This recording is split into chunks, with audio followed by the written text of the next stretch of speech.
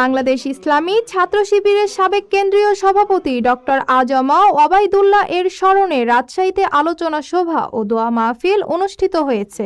অনুষ্ঠানে প্রধান অতিথি হিসেবে উপস্থিত ছিলেন বাংলাদেশ ইসলামী ছাত্র শিবিরের কেন্দ্রীয় সভাপতি নুরুল ইসলাম সাদ্দাম।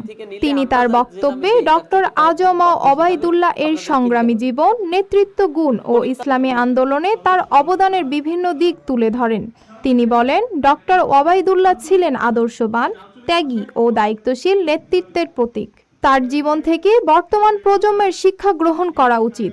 আমি যখন প্রথম ছাত্র শিবিরের সমর্থক হই, আমার মনে পড়ে আমার দায়িত্বশীলরা আমার হাতে একটা কিশোর কণ্ঠ আর আজমা ওবায়দুল্লাহ একটা বই ধরায় দেয়। আমরাও আশা করি আমাদের কর্মীরা, আমাদের দায়িত্বশীলরা, আমাদের এই রাহবারদের কথাবার্তা, তাদের জীবনী, তাদের ব্যক্তির জীবন, এগুলো স্টাডি করে তাদের ওই পদাঙ্ক আমরা যেন অনুসরণ করতে পারি।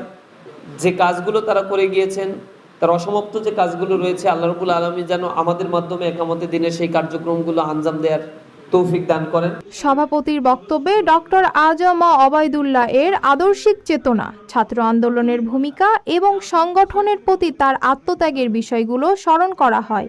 অনুষ্ঠানে আরও উপস্থিত ছিলেন কেন্দ্রীয় সাংস্কৃতিক বিষয়ক সম্পাদক হাফেজ আবু মুসা, রাকসু ভিপি মোস্তাকুর রহমান জাহিদ, রাজশাহী মহানগর ছাত্র শিবিরের সভাপতি শামীম উদ্দিন এবং সাধারণ সম্পাদক ইমরান নাজির সহ বিভিন্ন পর্যায়ের নেতাকর্মীরা।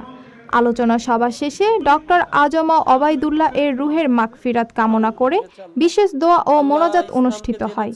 Sadia Tabassum, Daily Citizen Voice. আল্লাহ কঠিন প্রতিকূল মুহূর্তেও বাতিলের আগ্রাসনের সামনে মাথা নত করেন নাই। আল্লাহ